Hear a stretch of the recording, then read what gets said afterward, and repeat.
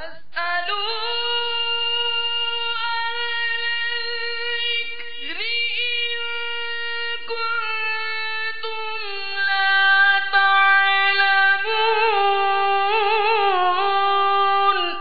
اے لوگو علم والوں سے پوچھو اگر تمہیں علم نہ ہو۔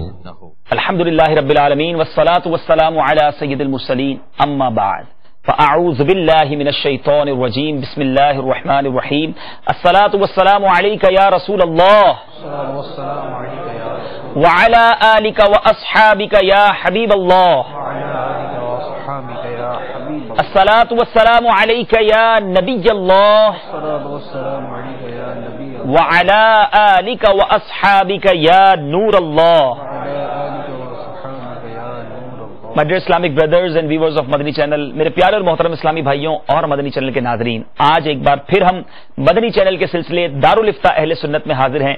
آج ہمارے سلسلے کی تیسری کڑی ہے، یہ تیسرا ایپیسوڈ ہے جس میں ہمارا ٹاپک ہے، جس میں ہم اپنے پچھلے سلسلوں کو کنٹینیو کر رہے ہیں۔ ٹاپک کیا ہے؟ لاز فار اے نیو مسلم، نئے مسلم یعنی نو مسلم کے احکامات، اس پر انشاءاللہ آج ایک تیسرا سلسلہ کریں گے۔ مفتی صاحب ہمارے ساتھ موجود ہیں۔ پچھلے سلسلوں میں ہم نے مختلف ممالک کے اسلامی بھائیوں کو اسٹوڈیو میں بلایا، انہوں نے سوالات ہم سے کیے۔ آج بھی اسلامی بھائی مختلف ممالک کے ہمارے ساتھ موجود ہیں اور ساتھ ساتھ ہمارے ساتھ ویڈیو سوالات بھی تھے جس میں ہم نے سوالات کے جوابات حاصل کیے۔ آج کے سلسلے میں بھی ہم ویڈیو سوالات شامل کریں گے۔ اس سے پہلے کہ سوالات کا سلسلہ شروع کریں، حسب معمول درود پاک کی ایک بڑی پیاری فضیلت سنیں گے۔ The Master of Medina and the peace of our hearts صلی اللہ تعالی علیہ وسلم said, if two Muslims who love each other for the sake of Allah Azza wa Jal meet each other, shake hands and send durood upon the Prophet sallallahu ta'ala alayhi wasallam before they depart from each other, their previous sins are forgiven. سبحان اللہ، کتنی پیاری حدیث پاک ہے میرے پیارے اور محترم اسلامی بھائیوں کہ جب دو مسلمان آپس میں ملیں اللہ تبارک و تعالیٰ کی رضا کے لیے محبت کے ساتھ اور پھر اپنے ہاتھوں کو ملائیں، مصافحہ کریں اور پیارے آقا مدینے والے مصطفیٰ صلی اللہ علیہ وسلم پر درود پاک بھیجیں، ان دونوں کے الگ ہونے سے پہلے اللہ تبارک و تعالیٰ ان کے پچھلے گناہوں کو معاف فرما دیتا ہے۔ آئیے نیت کرتے ہیں دنیا بھر میں جہاں کہیں ہوں، جب بھی آپس میں دو مسلمان ملیں مصافحہ کی سنت کو بھی ادا کریں گے اور پیارے آقا علیہ الصلوۃ والسلام پر درود پاک بھی پڑھیں گے محبت اور ذوق و شوق کے ساتھ۔ دنیا بھر میں آپ جہاں کہیں ہیں آئیے مل کر آقا مدینہ صلی اللہ تعالی علیہ وسلم کی ذات والا تبار پر گلہائے عقیدت پیش کرتے ہیں۔ صلو علی الحبیب صلی اللہ تعالی علی محمد صلی اللہ علیہ وسلم۔ آج بھی اسٹوڈیو میں ہمارے ساتھ بیرون ملک کے اسلامی بھائی بھی موجود ہیں، یہاں کے اسلامی ہمارے اسٹوڈنٹس بھی جامعہ کے موجود ہیں۔ پہلے ان سے سوال لیں گے۔ تھوڑا سا فارمیٹ بتا دوں کہ اس سلسلے میں ہم اردو کے ساتھ ساتھ انگلش میں بھی کچھ کلام کرتے ہیں۔ وجہ یہ ہے کہ مدنی چینل دنیا کے کئی ملکوں میں دیکھا جاتا ہے اور بالخصوص جو نیو مسلم ہیں اس میں بڑی تعداد ایسی ہے جو اردو نہیں جانتے، تو ہم اردو کو بھی ساتھ لے کر چلیں گے، کچھ انگلش میں بھی کلام کرنے کی کوشش کریں گے۔ تو آئیے پہلے سوال کی طرف چلتے ہیں۔ صلو علی الحبیب صلی اللہ تعالی علی محمد صلی اللہ علیہ وسلم۔ السلام علیکم ورحمۃ اللہ وبرکاتہ۔ وعلیکم السلام ورحمۃ اللہ وبرکاتہ۔ This is Muhammad Amir Attari from Jamiatul Madina, Babul Madina, Karachi. MashaAllah. And my question is, how should we do the tarbiyat and initial education of a new Muslim? What should we teach him first? Bundle of thanks. Assalamu alaikum wa rahmatullah. السلام ورحمۃ اللہ وبرکاتہ۔ جی مفتی صاحب، مبلغین کے ذہنوں میں question ضرور ہوتا ہے کہ کسی نئے مسلم کو سب سے پہلے ہمیں کیا سکھانا چاہیے اور اسلام کے بارے میں کیا بتانا چاہیے؟ The first thing, a preacher, a muballigh should teach the new Muslims. So that is about the beliefs of Islam. Okay. So first he should teach the beliefs of Islam, that new Muslim. And the second thing is about prayer, because the prayer is the first thing that will be offered after becoming a Muslim. So after becoming a Muslim, the preacher should teach the commandments of prayer, the method of prayer to new Muslim. So that is the second thing. And after that, so the 5 pillars of Islam, so these should be taught to new Muslim, and after that he will have to learn in his all life the commandments of Islam. مطلب اس کا یہ بھی مفتی صاحب تھوڑا سا سمجھا دیجئے کہ کیا ہر شخص میں یہ ایبلٹی ہوتی ہے کہ وہ بیسکس آف اسلام سمجھا دے اور نئے مسلم کو گائیڈ کرنا شروع کر دے، یا اس کو خود بھی پہلے کچھ چیزیں سیکھنا چاہیے اور پھر اس کے بعد اس کو جا کے کنوے کرے؟ There are two things. First, a person, a preacher, if he has good knowledge, Okay. he can teach. Okay. And if he doesn't have good knowledge about these things, so he should bring that new Muslim to a scholar, to a mufti, and that mufti should teach these beliefs and these things to new Muslim. माशाल्लाह माशाल्लाह, बड़ी अच्छी रहनुमाई मुफ्ती साहब ने फरमाई कि जब किसी न्यू मुस्लिम को नेकी की दावत देने का मौका आए तो उसे पहले इस्लाम के जो अकायद हैं वो बयान किए जाए। पिछले सिलसिले में बड़ा डिफाइन अकायद भी मुफ्ती साहब ने बयान किए थे, आप दावत इस्लामी की वेबसाइट से भी हमारे पिछले सिलसिले डाउनलोड कर सकते हैं। लेकिन यहाँ एक बात बड़ी अहम मद्देनजर रखनी होगी जो मुफ्ती साहब ने डिफाइन की कि जो बयान करने वाला है, जो नेकी की दावत देने वाला है, उसके पास भी प्रॉपर अच्छी और स्ट्रांग नॉलेज होनी चाहिए। अगर उसके साथ ऐसा मामला नहीं है तो वो न्यू मुस्लिम को किसी मुफ्ती साहब के पास, किसी सही अकीदा आलिम दीन के पास ले आए ताकि वो उनको अच्छे अंदाज में डिफाइन कर सकें। एक और क्वेश्चन शामिल करते हैं स्टूडियो ही में मौजूद हमारे इस्लामी भाइयों से और पूछ देखते हैं कि वो हमसे क्या सवाल करना चाहते हैं। सल्लु अलल हबीब सल्लल्लाहु तआला अला मुहम्मद सल्लल्लाहु अलैहि वसल्लम। Assalamu alaikum wa rahmatullahi wa barakatuh. Wa alaikum assalam wa rahmatullahi wa barakatuh. My name is Muhammad Usman Atari from UK, Birmingham, and my question is, what is the importance of new Muslims in the community and how should we treat them? माशाल्लाह, बड़ा प्यारा सवाल किया उस्मान भाई ने कि उनकी अहमियत क्या है जो न्यू मुस्लिम हमारी कम्युनिटी में होते हैं और कम्युनिटी वालों को उनके साथ क्या ट्रीट करना चाहिए, किस तरह उनके साथ रवैया रखना चाहिए। First of all, a new Muslim has a big importance in Islam because the Holy Prophet ﷺ says Islam removes all the sins of previous age. MashaAllah. So when a person becomes a Muslim, so he is free from sins. MashaAllah. All of his sins have been removed, have been forgiven. So that's why he is sinless in that time. MashaAllah. So okay. So this is his importance, and every Muslim should consider him in this condition that he is free from sin now. The second thing is, the old Muslim should teach the basics of Islam to that person, because when he learns the basics of Islam, when he learns the morals of Islam and the manners of Islam, so he will be firm on the path of Islam, on the way of Islam. So the old Muslim should teach him the basics of Islam, and they should behave him in good manner. It means it is our responsibility that they don't feel aloneness in the community. ये हमारी जिम्मेदारी है। वाकई जो new मुस्लिम होते हैं बाज़ औक़ात उनको बड़ा अलोन कर दिया जाता है, बड़ा अलग कर दिया जाता है, वो अकेले अकेले फील करते हैं। और फिर मुफ्ती साहब ने जिस तरह बताया कि उनकी इंपॉर्टेंस को महसूस किया जाए, हमारा कैरेक्टर, हमारा रवैया ही उन्हें इस्लाम पर इस्तिकामत देने में मददगार होगा। अगर उनके साथ एक अछूत वाला रवैया किया जाए और उनसे कोई बात करने वाला ना हो, उनको एक अलग कौम समझा जाए, तो ऐसा भी देखा गया है कि मादअल्लाह मुसलमानों के रवैये की बिना पर इस्लाम कबूल करने वाले वापस अपने मजहब की तरफ चले जाते हैं। ऐसा बिल्कुल नहीं होना चाहिए, बहुत मोहब्बत देनी चाहिए। और ये इस्लाम में नए हैं, छोटी छोटी मिस्टेक्स होंगी उनसे, आपने उसको फॉरगिव करना है, उसको माफ करना है और अपने साथ अपनी कम्युनिटी में उनको इज्जत का मकाम और जगह दें, तो इंशाअल्लाह वो इस्लाम के अंदर साबित कदम भी रहेंगे और आगे जाके एक बहुत अच्छे मुसलमान भी साबित होंगे। माशाअल्लाह। I have read a story about authority of Islam, that a person became a Muslim and he was in front of that authority. So that authority said him, please pray for me, because you are free from sin this time.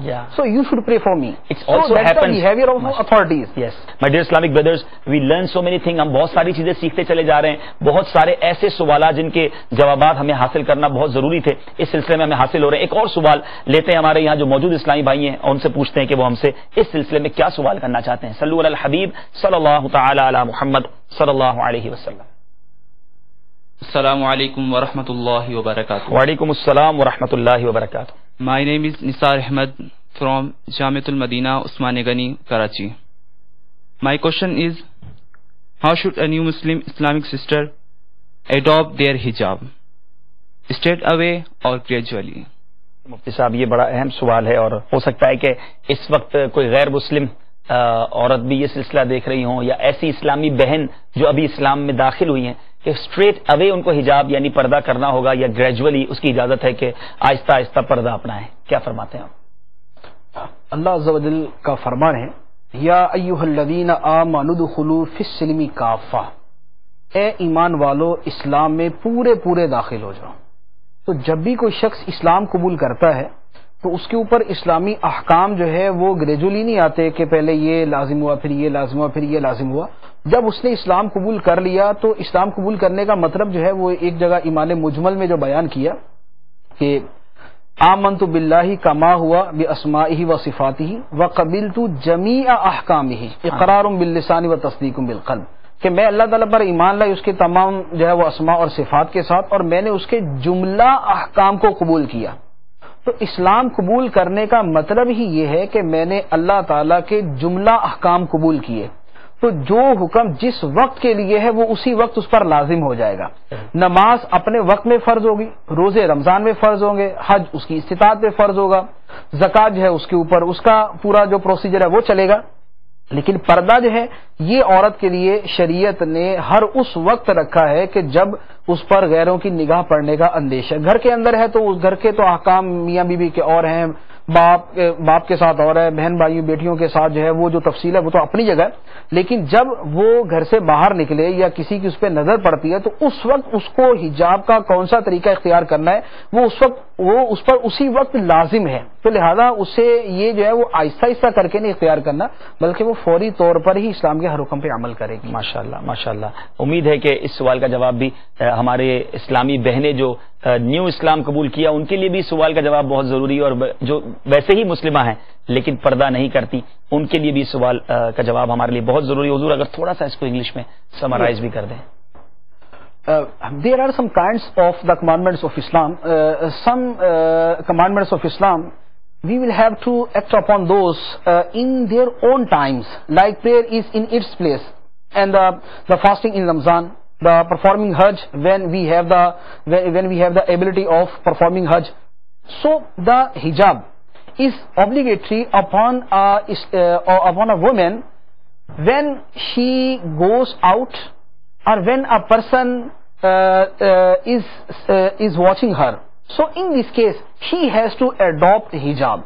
So hijab is obligatory upon Muslim women every time. She has to adopt this. Okay, there is no flexibility to do this in gradually. There is no choice. Okay. امید ہے کہ اس سوال کا جواب بڑا آسانی کے ساتھ اور بڑا بریفلی مفتی صاحب نے دے دیا. آئیے ویڈیو سوالات کی طرف چلتے ہیں اور دیکھتے ہیں کہ ہم سے ہمارے جو اسلامی بھائی ہیں وہ ویڈیو کوسچنز میں کیا سوال کرنا چاہتے ہیں. صلو علی الحبیب صلی اللہ تعالی علی محمد صلی اللہ علیہ وسلم. Assalamu alaikum wa rahmatullahi wa barakatuhu. My name is Tanveer Atari. I am from UK. My question is, when someone embraces Islam, must they keep it a secret or announce it publicly? جی مفتی صاحب، سوال یہ ہے کہ اگر کوئی اسلام قبول کرتا ہے اس کو چھپا کے رکھے یا پبلکلی اناؤنس کرنا چاہیے، اس کو لوگوں کو بتا دینا چاہیے میں نے اسلام قبول کیا ہے. I've just said something about this. There is two kinds of belief in words. Okay. The belief in detail and belief in belief. Okay. So the beliefs in belief. آمنت باللہ کما ہوا باسمائہ و صفاتہ وقبلت جمیع احکامہ اقرار باللسان و تصدیق بالقلب. So the announcing the Islam is also necessary and obligatory. Okay. After becoming a Muslim, when a person accepts Islam from all his heart, when he accepts Islam, after that, once he has to announce his Islam. Okay. That is obligatory upon him. Okay. After that, that is no need, that is not necessary to announce his Islam. Okay. If he has a need of announcing Islam, like a person asks him, are you Muslim? So he has to announce and he has to accept and he has to say that I am a Muslim, and he has to announce his Islam at that time. Otherwise, every time announcing the Islam is not obligatory. Okay صاحب، اس کو تھوڑا سا اردو میں بھی define کر دیجئے. لیکن یہاں یہ سوال میں ساتھ ایڈ کرنا چاہوں گا کہ آپ نے شاید یہ فرمایا، آپ ترجمے میں اور وضاحت فرما دیں گے کہ ایک بار تو اپنے اسلام کا اظہار کرنا ضروری ہے، لیکن کسی کے گھر کے خاندان کے مسائل ہیں، فیملی والے ہو سکتا ہے ظلم کریں، اس کے اسلام قبول کرنے پر مشکلات ہو جائیں، تو اناؤنس کرنے کی صورت کیا ہوگی؟ کوئی مسجد میں جا کر اعلان کرنا ہوگا، محلے میں اعلان کرنا ہوگا، یا خود اپنے زبان سے اظہار کر لے گا؟ اس سوال کو بھی ایڈ کر کے اس کی ذرا وضاحت فرما دیجیے. اقرار باللسان جو ہے یہ تو کسی کے سامنے ہوگا. ٹھیک ہے. کہ کسی کو اس کے بارے میں، کیونکہ خدا نخواستہ وہ فوت ہو جاتا ہے تو اس کا جنازہ، اس کے جو سارے معاملات ہیں وہ اسلامی طریقے سے تبھی ہوں گے نا کہ جب کسی کو پتا ہوگا. اگر خلوت کے اندر وہی وہ اپنی زبان سے کہہ دیتا ہے تو دوسروں کو کیا پتا چلے گا اس کے بارے میں؟ تو اس کو اسلام کا اظہار کرنا پڑے گا. اب بقیہ رہے کہ فیملی کے اندر وہ پرابلمز فیس کرتا ہے، he has to face problems in his family, so he can't conceal his ایمان. Okay. Because what will he say after the question of his family? His family asked him, are you Muslim? So what will he say? If he say that I am not Muslim, so that is not allowed. Okay. And that is also kufr. Okay. So he has to announce and he has to say that I am Muslim. Okay. So announcing Islam in front of everyone, when asked someone, it is compulsory. Okay, مطلب سب کے سامنے بڑے مجمع میں جا کے اعلان کرنا ضروری نہیں ہے، لیکن اگر جب کوئی پوچھے تو اس وقت اپنے ایمان کا اقرار کرنا، اور he can't deny his Islam. اس کو ڈینائی کیا جا سکتا، اس کو نہیں منع کیا جا سکتا، اس وقت یہی کہنا ہوگا. اور اگر خدا نہ خواستہ کوئی چھپ کر یہ کہہ دیتا ہے یا ڈر کر کہہ دیتا ہے کہ میں مسلمان نہیں ہوں، تو پھر کیا وہ ایمان سے خارج ہو جائے گا؟ Yeah, if he says that I am not Muslim in front of anyone, so he become kafir. He becomes kafir. But there is another thing. If he is in a big trouble, that he will be killed. Okay. If he announces Islam, he will be killed. So in this case, he can conceal, he can hide his Islam. Okay. ٹھیک ہے، یہ ایک exceptional صورت ہے جس پر یہ عمل کیا جا سکتا ہے. مطلب یہاں حالت اضطرار. ٹھیک ہے، compulsion. ماشاء اللہ. اچھا مطلب یہ بتائیے کہ اب جب آپ نے فرمایا کہ کوئی یہ کہہ نہیں سکتا، اور اگر کسی نے کہہ دیا کہ میں مسلمان نہیں ہوں تو وہ دائرہ اسلام سے خارج ہو جائے گا، یہاں چونکہ دنیاوی معاملات ایسے حملہ کر چکے ہیں، مسلمانوں کی علم دین سے اتنی دوری ہے، ہم سنتے رہتے ہیں کہ بعض اوقات کچھ ملکوں کے ویزا حاصل کرنے کے لیے لوگ ریلیجن کے خانے میں اپنے آپ کو مسلم ظاہر نہیں کرتے بلکہ معاذ اللہ کسی دوسرے مذہب کا ظاہر کرتے ہیں تاکہ ویزا مل جائے. اب ان سے جب بات کی جائے تو کہتے ہیں ہم نے تو صرف لکھا ہے، ہمارا دل تو ایمان پر راضی ہے، مسلمان ہے، یہ تو صرف ایمبیسی والوں کو اور ویزا فارم میں لکھا ہے. تو ان لوگوں کے بارے میں کیا حکم ہوگا؟ That is completely forbidden in Islam to announce that he is not Muslim. When a person says that he is not Muslim, he is non-Muslim. He is non-Muslim. So he can't say these words. He can't say these words in any condition. He is not saying, he is writing. Yeah, he is writing. So writing is one kind of saying. Yes. So that is also the kind of saying. So he can't write and he can't say these things. ٹھیک ہے، تو اس کو اردو میں مجھ سے تھوڑا سا define کر دیجیے. نہ تو کوئی زبان سے یہ کہہ سکتا ہے کہ میں مسلمان نہیں ہوں، اور نہ کوئی لکھ سکتا ہے کہ میں مسلمان نہیں ہوں. صرف حالت اضطرار کہ جس میں یا تو قتل کر دیا جائے گا اسلام کا اظہار کرنے کے اوپر، اور یا یہ ہے کہ اس کے اعضاء کاٹ دیے جائیں گا، یا بدترین قسم کا تشدد کیا جائے گا. تو اس صورت کے اندر اجازت ہے کہ وہ اپنا اسلام چھپائے اور کوئی خلاف اسلام بات کہہ دے. لیکن حالت اضطرار نہیں ہے تو کسی بھی صورت کے اندر، خواہ وہ تھوڑی بہت تکلیف ہے یا وہ راضی خوشی ہے یا وہ بیرون ملک جانے کے لیے یا کچھ کرنے کے لیے، اگر کوئی شخص یہ کہے گا کہ میں مسلمان نہیں، خدا نہ خاصا میں عیسائی ہوں یا میں فلاں مذہب سے تعلق رکھتا ہوں، تو وہ کافر ہو جائے گا. استغفر اللہ. تو یقیناً یہ ایک بہت بڑی اہم ہمیں معلومات ملی ہے. خدا نہ خواستہ اگر کسی نے ایسا کیا ہے یا کرنے کا ارادہ رکھتا ہے فوراً توبہ کرے، اور اگر کر چکا ہے تو اگر ایمان سے خارج ہو چکا ہے تو مفتی صاحب ہر سلسلے کے آخر میں ایمان لانے کا طریقہ بھی بتاتے ہیں. آج انشاءاللہ ہم تجدید ایمان کا طریقہ بھی سلسلے کے آخر میں سنیں گے. Who has made this intention, who has made this intention, صرف نیت کی ہے. استغفر اللہ. Who has this intention that I will do this. ہاں، تو اس پر بالکل توبہ کرنی ہوگی اور ایمان قبول کرنا ہوگا. انشاءاللہ سلسلے کے آخر میں بھی ہم تجدید ایمان 2 سلسلوں سے ہم کر رہے ہیں، ایمان کس طرح قبول کیا جائے، اور اس سلسلے کے آخر میں بھی انشاءاللہ ہم اس بات پر ضرور گفتگو کریں گے. ایک اور ویڈیو سوال شامل کرتے ہیں اور دیکھتے ہیں سائل ہم سے کیا سوال کرنا چاہتے ہیں. صلو علی الحبیب صلی اللہ تعالی علی محمد صلی اللہ علیہ وسلم. Assalamu alaikum wa rahmatullahi wa barakatuh. My name is Ghulam Yassin from Birmingham, UK, and my question is, some non-Muslims come up to me and ask me if I believe that Jesus is the Son of God. الحمدللہ پچھلے سلسلے میں بھی ہم نے ایک بہار آپ کو دکھائی تھی، کہ بلکہ 2 سلسلوں سے ہم دکھا رہے ہیں آپ کو کہ کس طرح دعوت اسلامی کے مدنی ماحول کی برکت سے مسلمان ہوئے لوگ، اور اب نہ صرف مسلمان ہوئے بلکہ سنتوں کی خدمت کرنے والے بن گئے.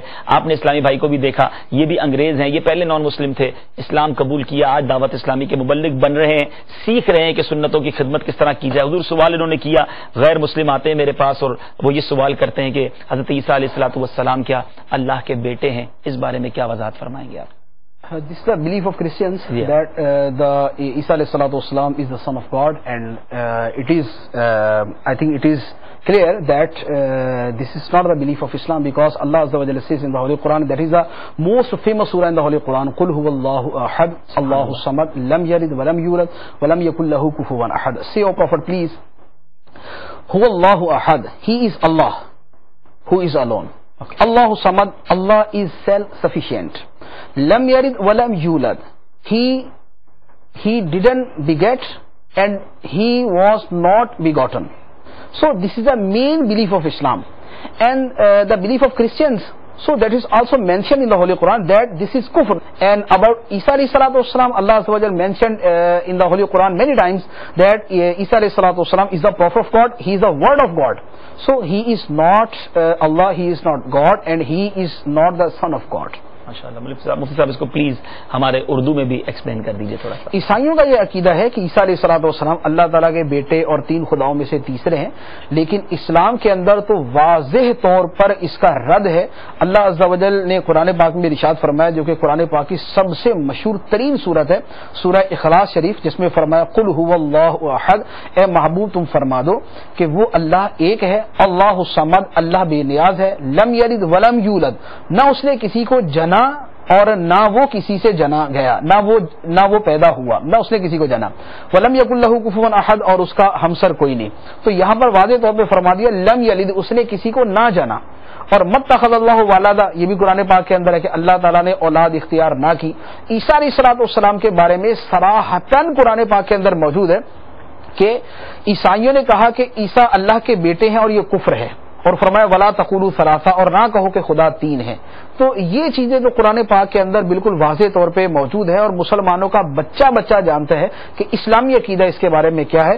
اللہ عز و جل اولاد سے پاک ہے، یہ مسلمانوں کا بنیادی عقیدہ ہے. ماشاءاللہ امید ہے کہ ہمارے مدنی چینل کے ناظرین کے لیے بہت وضاحت کے ساتھ اس کوشچن کا بھی جواب دے دیا گیا. ایک اور ویڈیو سوال شامل کرتے ہیں، دیکھتے ہیں سائل ہم سے کیا سوال کرنا چاہتے ہیں. صلو علی الحبیب صلی اللہ تعالی علی محمد صلی اللہ علیہ وسلم. السلام علیکم ورحمۃ اللہ. My name is Mohsin Saleh Atari.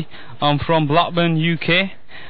Some non-Muslims pose the question, what is the difference between your religion and my religion? We all believe in one God.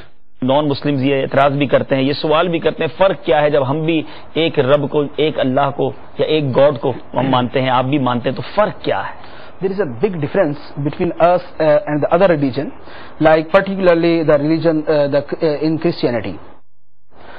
We say that Allah is one, He is alone, He didn't beget, and He was not begotten. And the Christian says that the Isa alayhi salatu wasalam is the son of God, and they say they have the belief of Trinity. There are 3 gods. So this is completely against the belief of Islam. Okay. The second thing is, we believe in every prophet of Allah Azza wa Jalla. We believe in Isa alayhi salatu wasalam also. MashaAllah. But Christians don't believe in our Prophet sallallahu alaihi wasallam. So that is the main difference. We have believed in every prophet, and they don't have belief in the Holy Prophet sallallahu alaihi wasallam. So this is the main difference. But it is not saying of only Christians. There are so many religions person are telling like that. So it means every religion we have a different. Yes, I replied this because the question was from UK. So that's why I replied this. Otherwise, there is a big difference between Islam and every religion. Because if the other religion who doesn't believe in Allah Azza wa Jal, or he believe in idols, so that is the other difference. That we believe in the oneness of Allah Azza wa Jal. They don't believe in the oneness of Allah Azza wa Jal. So there is the other difference. And the main difference between us and the other religion is the Holy Prophet sallallahu alaihi wasallam. We believe in the Holy Prophet sallallahu alaihi wasallam. We respect the Holy Prophet sallallahu alaihi wasallam. They don't believe in the Holy Prophet sallallahu alaihi wasallam. They don't respect the Holy Prophet sallallahu alaihi wasallam. سبحان اللہ. اس سب تھوڑا سا اس کو اردو میں بھی define کر دیجیے. ہم 2 زبانوں میں لے کے پیارے اسلام اسی لیے چل رہے ہیں. نیت یہی ہے، ارادہ یہی ہے کہ دنیا بھر کے ناظرین ہمارے ساتھ اس سلسلے میں شامل رہیں، بالخصوص وہ جو اسلام نیا جنہوں نے قبول کیا، اور یا وہ جو اسلام کی چادر میں اب تک نہیں آئے، ایمان قبول نہیں کیا ہے، وہ بھی سلسلہ دیکھ رہے ہوں، شاید ان کا دل پلٹ جائے. ہم دعا بھی کرتے ہیں رب سے کہ وہی دلوں کو پلٹنے والا ہے، دلوں کا حال وہی جانتا ہے. ہماری نیت یہ ہے کہ ہمارے سلسلے کی برکت سے یہ لوگ بھی اسلام قبول کر لیں. پھر آپ کو دعوت دیتے ہیں دنیا بھر میں جہاں کہیں ہیں، سلسلہ بھی غور سے دیکھیے اور ایمان بھی قبول کر لیجئے. یہی راہ نجات ہے، دنیا اور آخرت کی بھلائی کا یہی ایک راستہ ہے. جی مفتی صاحب تھوڑا سا اس کو جو ڈفرنس بٹوین مذاہب آپ بیان کر رہے تھے اس کو تھوڑا سا اردو میں ڈیفائن کر دیں. اسلام اور دیگر مذاہب کے درمیان ایک فرق تو یہ ہے کہ ایک تو وہ مذاہب ہیں جو آسمانی مذاہب کہلاتے ہیں، جب یہودیت ہے، عیسائیت ہے، اس میں اور ہمیں تو فرق سیدھا یہ ہے کہ ہم تمام انبیاء کرام علیہم الصلوۃ والسلام کو تسلیم کرتے ہیں اور سب کی عزت کرتے ہیں. اور جبکہ اس کے مقابلے میں عیسائی جو ہیں وہ اپنے نبی پر تو ایمان لاتے ہیں لیکن ہمارے نبی صلی اللہ علیہ وسلم پر ایمان نہیں لاتے. تو ایک تو یہ ڈفرینس ہے. دوسرا یہ ہے کہ ہم اللہ عز و جل پر ایمان رکھتے ہیں جیسا ایمان رکھنا چاہیے اور جیسا اس نے فرمایا اور جیسا وہ ہے. جبکہ اس کے مقابلے میں دوسرے مذاہب کے اندر جیسے یہ عیسائیت کے اندر یہ کہ 3 خدا مانتے یا حضرت عیسیٰ علیہ الصلوۃ والسلام کو خدا کا بیٹا کہتے ہیں. تو اب یہ وہ عقیدہ ہے جو سراسر اللہ عز و جل کی توحید کے خلاف ہے. تو یہ اللہ عز و جل پر ایمان رکھنے کے باوجود یہ فرق یہاں پر موجود ہے. اور اگر دوسرے مذاہب کے اعتبار سے کلام کریں اور جتنے مذاہب ہیں، تو اب اگر وہ بت پرستی کا مذہب ہے یا وہ آتش پرستی کا مذہب ہے یا کوئی اور مذہب ہے، تو اس میں پہلا فرق تو جو ہے وہ توحید اور شرک کے اعتبار سے آ جائے گا کہ اسلام جو ہے وہ دین توحید ہے، اور اس کے علاوہ جو اور بت پرستی والے ادیان ہیں وہ سارے کے سارے دین شرک ہیں، اگرچہ جو ہے وہ آسمانی مذاہب کے اندر بھی شرک جو ہے وہ سرایت کر چکا ہے۔ اور اس کے علاوہ سرکار دو عالم صلی اللہ علیہ وسلم کی ذات مبارکہ جو ہے وہ مین فرق ہے اسلام کے اندر اور دوسرے مذاہب کے درمیان، کہ ہم نبی کریم صلی اللہ علیہ وسلم کو اللہ تعالیٰ کا رسول مانتے ہیں اور آخری نبی مانتے ہیں، جبکہ دوسرے مذاہب کے اندر یہ عقیدہ نہیں ہے۔ تو یہی اسلام اور دوسرے مذاہب کا فرق۔ ماشاءاللہ، آئیے ایک اور ویڈیو سوال اپنے سلسلے میں شامل کرتے ہیں اور دیکھتے ہیں سائل ہم سے کیا سوال کرنا چاہتے ہیں۔ صلو علی الحبیب صلی اللہ تعالی علی محمد صلی اللہ علیہ وسلم۔ السلام علیکم ورحمۃ اللہ وبرکاتہ. My name is Ghulam Mustafa. I'm from Birmingham, UK, and some new Muslims have asked the question, how do they get over bad habits such as alcohol, drinking and clubbing when they become a Muslim? جی مفتی صاحب، یہ بھی ہمارے ایک new مسلم اسلامی بھائی ہیں اور ماشاءاللہ آپ دیکھ رہے ہیں کہ سر پر امامہ ہے، چہرے پر داڑھی شروع ہو چکی ہے۔ سوال یہ کر رہے ہیں کہ مسلمان ہونے کے بعد کس طرح پرانی بری عادتوں کو چھوڑا جائے، جیسے کہ الکوہل ہے یا کلبنگ وغیرہ ہے، اس کے بارے میں کیا رہنمائی فرماتے ہیں؟ When a person accepts Islam, so he has one commitment with Allah Azza wa Jal, that he is his follower and he is his obedient. Okay. He will obey Allah Azza wa Jal in the every field of his life. So this commitment is with every Muslim. So first a new Muslim or a old Muslim should think about this commitment. The second thing is he should learn the commandments of Allah Azza wa Jal. He should learn the Holy Quran. He should read Hadith Warga. He should study the stories of the authorities of Islam.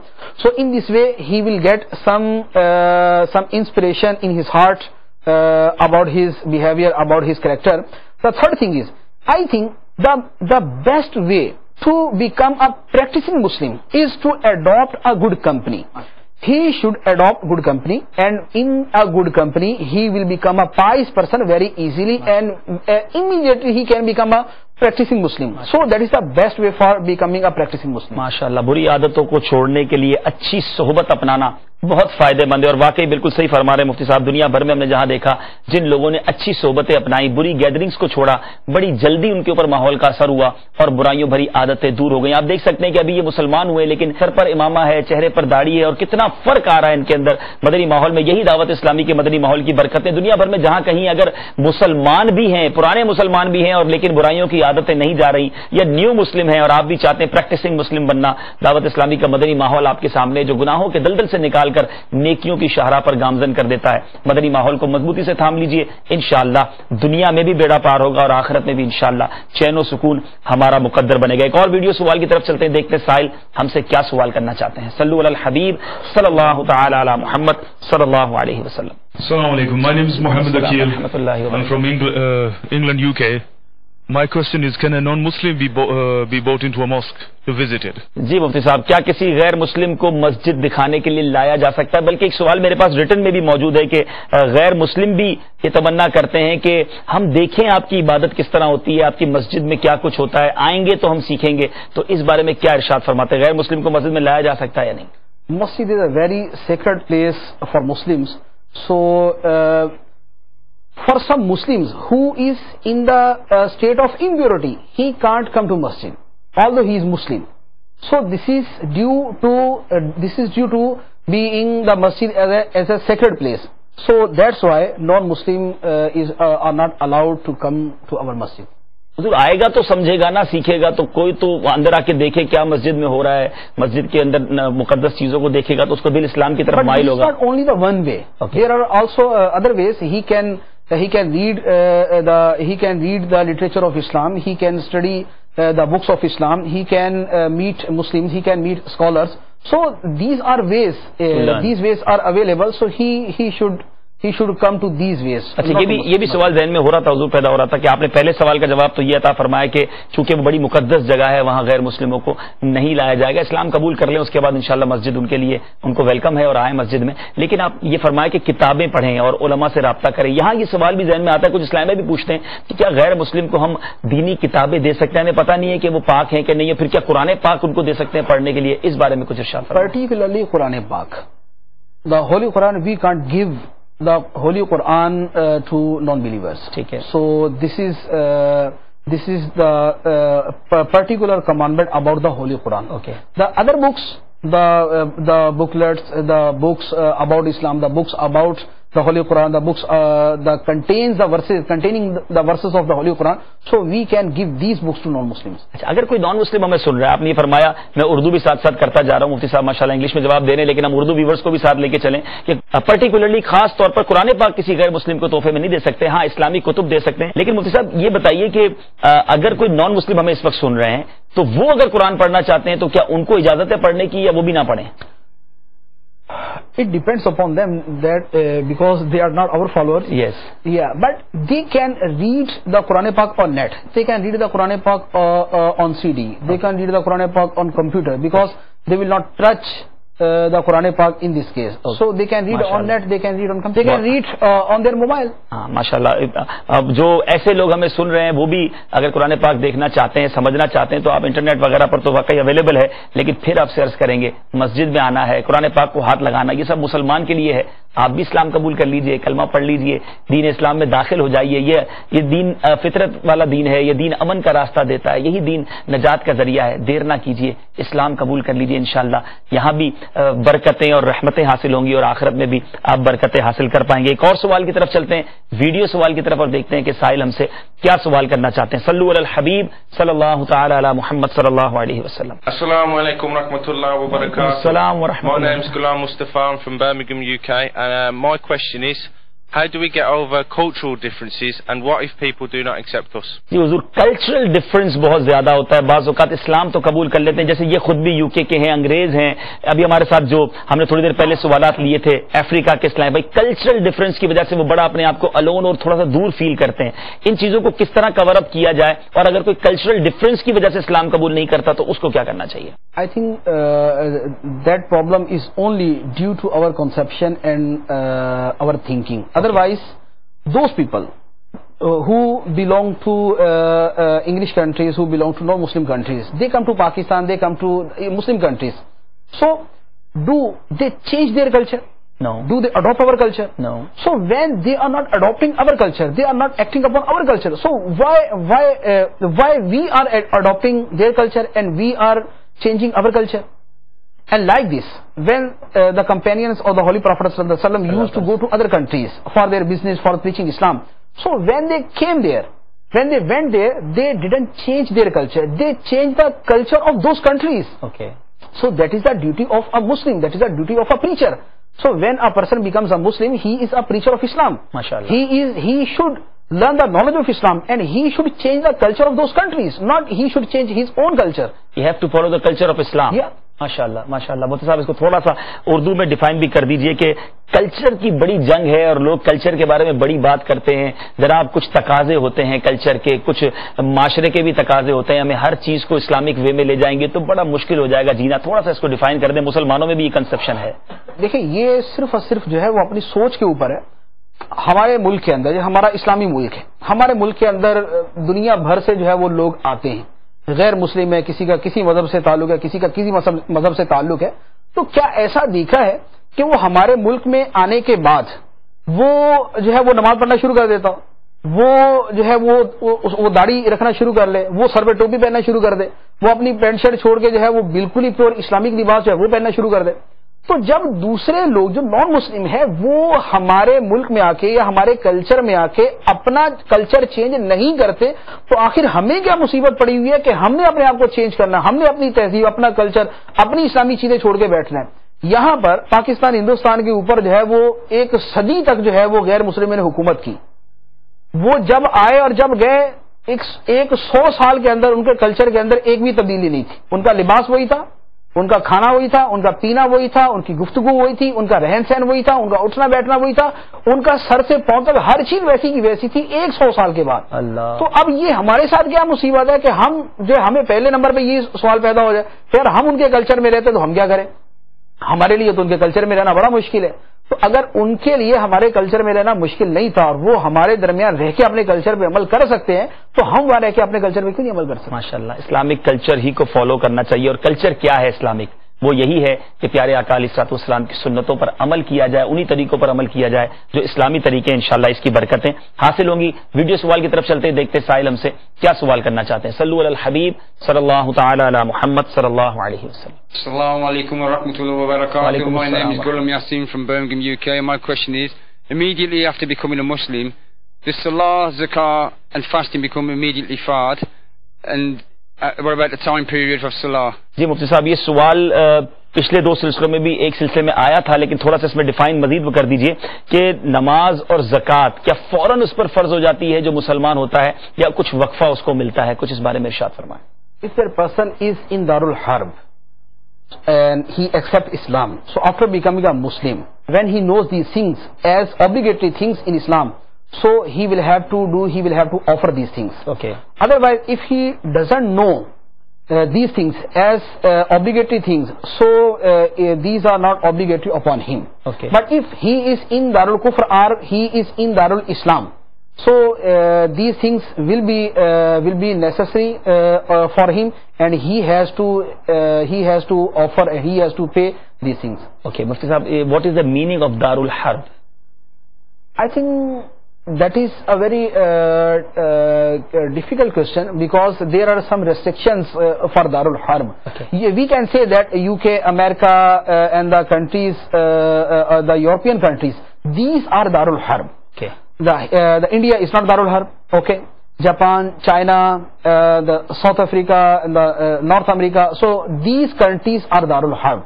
So that person who accepts Islam in these countries, he is in Darul Harb.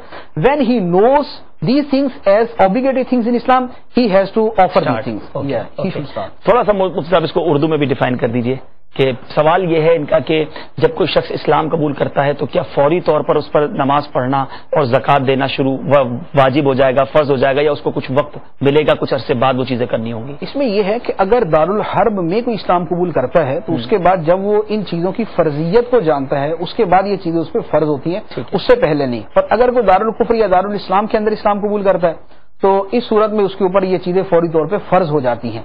لیکن یہاں پر ایک دوسری چیز جو ہے وہ سامنے رکھنے کی ہے کہ there are some restrictions for prayer and for zakat, for hajj. He has the capability of performing hajj, so that is other conditions. These are other conditions.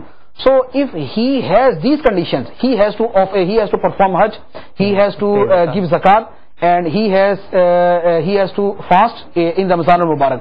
So these conditions are obligatory, these conditions are necessary for every Muslim. So these are other things.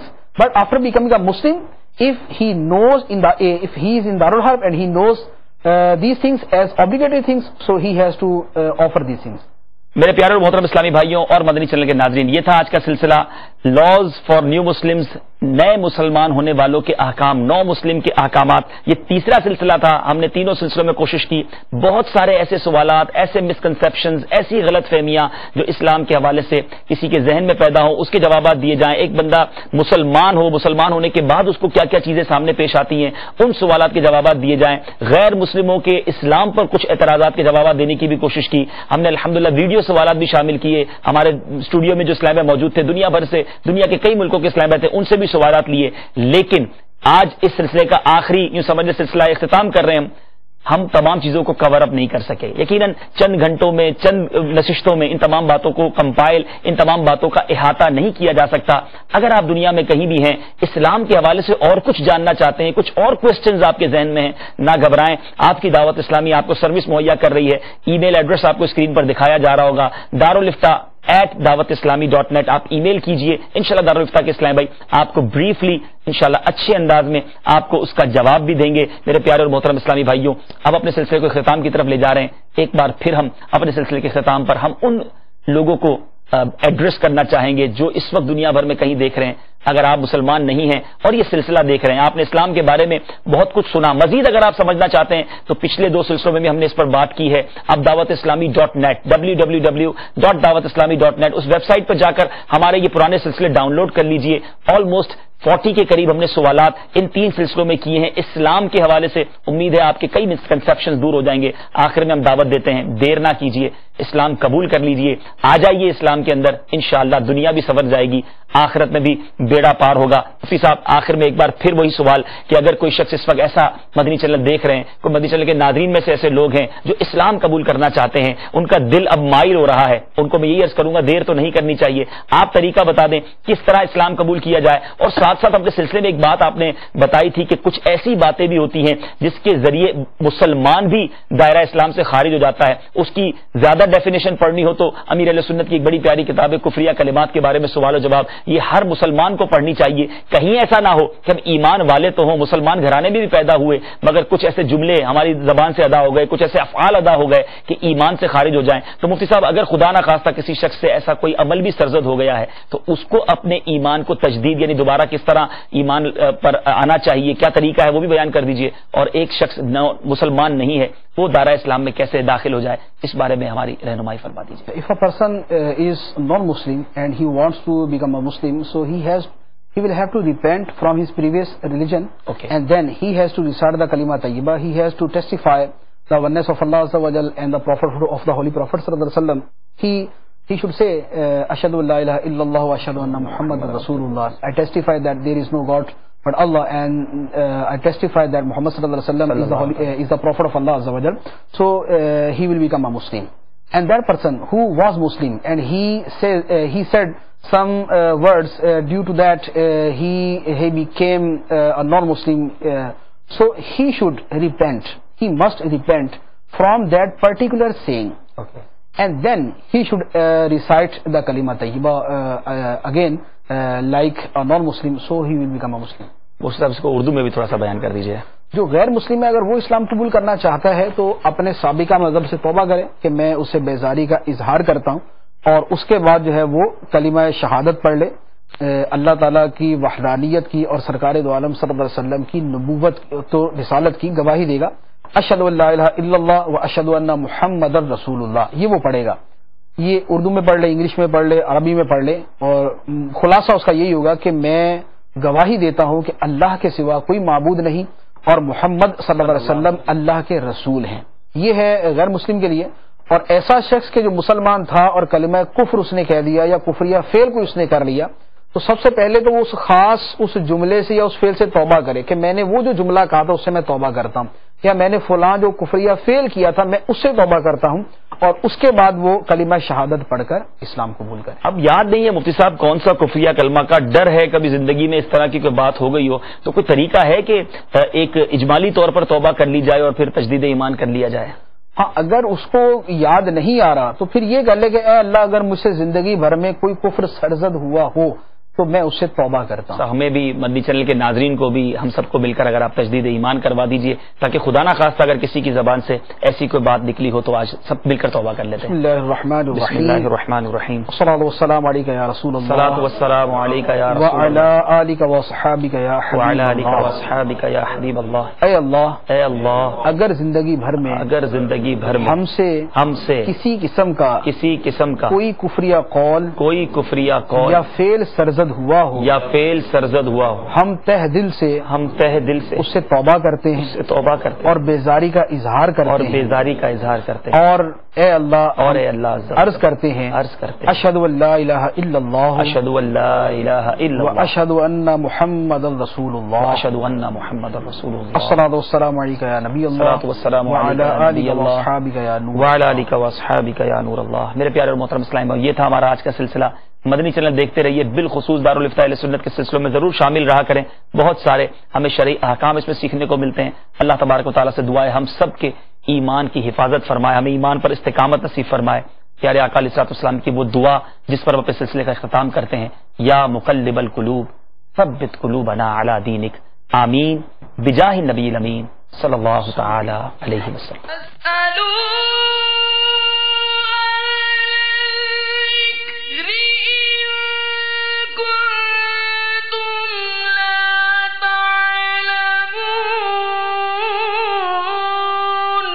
تو اے لوگو علم والوں سے پوچھو اگر تمہیں علم نہ ہو.